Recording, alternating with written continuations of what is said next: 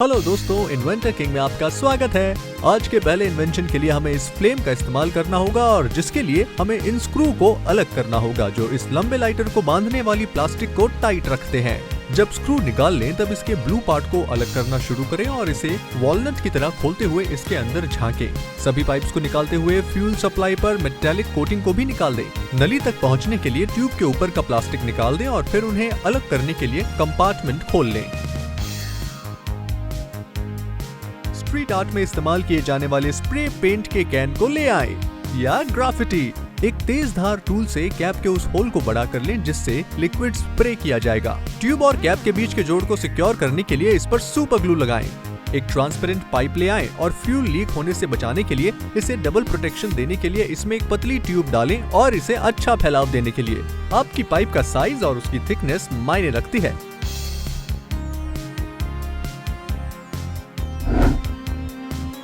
एक light fluid वाली can ले लें और टेप से इसकी टिप को चारों ओर से लपेट दें ताकि कैप इसमें आसानी से फिट हो जाए। 2 मिनी पॉप्सिकल स्टिक्स खरीदें और उनके राउंडेड सिरों में से एक को काट लें। अपने टूल बॉक्स से बोल्ट और नट निकाल लें। स्क्रू पर नट को रखें और होल के किनारों पर पॉप्सिकल स्टिक चिपका दें। जैसा कि आप स्क्रीन पर देख रहे हैं वैसे ही नट को 2 स्टिक के बीच में ही रखें। ढेर सारे ग्लू का इस्तेमाल करें। जितना आप इसे टाइट करेंगे उतना ही ज्यादा बाहर निकलेगा। इस रिसाइकल कैप के पीछे इंस्टेंट ग्लू लगाएं और ये गैस नॉब की तरह काम कर सके इसके लिए इसे स्क्रू के हेड से जोड़ दें।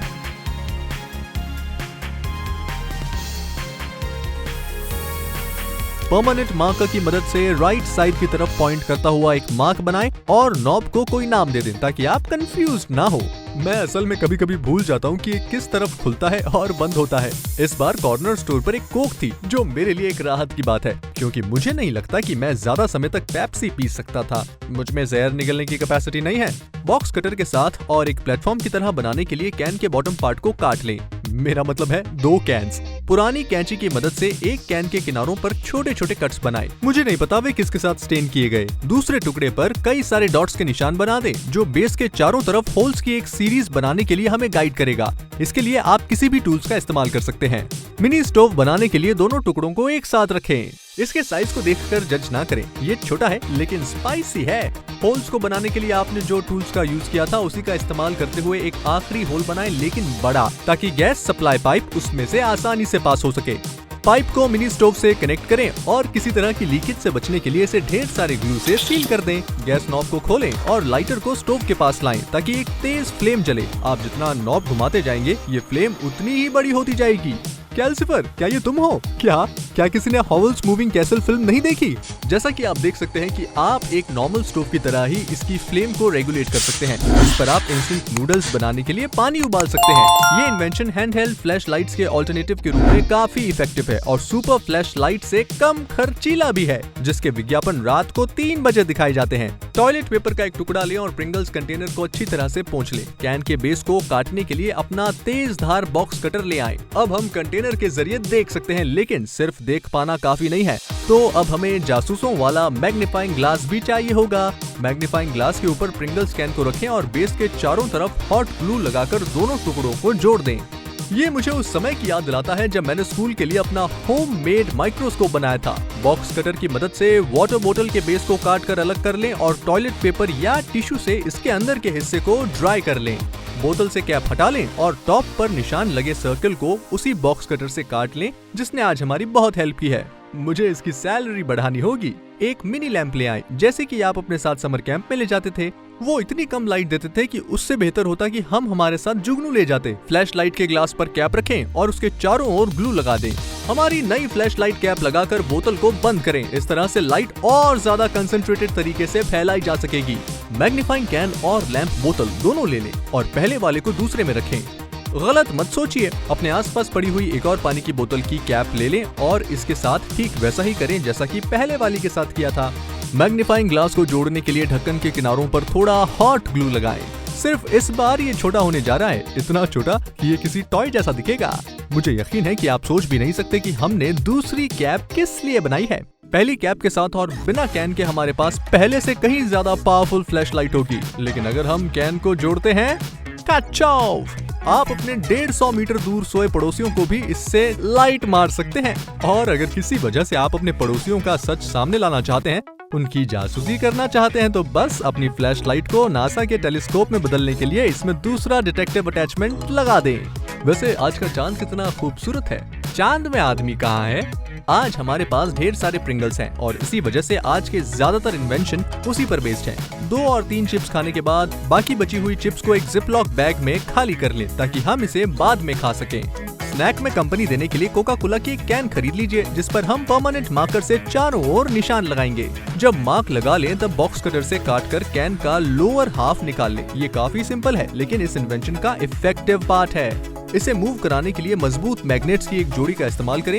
एक को कैन के अंदर अटैच कर दें। देखो इसकी ग्रिप कितनी हार्ड है। ये उस आइसक्रीम की तरह दिख रहा है जिसे वो आपको देने से पहले चारों ओर घुमाते हैं। कोका कोला कैप के अंदर दूसरे मैग्नेट को हॉट ग्लू लगाकर जोड़ दें। सोडा कैन के बॉटम हाफ पार्ट को प्रिंगल्स कंटेनर में पूरी तरह डाल दें। फिर कैप और मैग्नेट को उसके काउंटर पार्ट के बाहर जोड़ दें। इस तरह से आप इसे आसानी से मूव करा पाएंगे।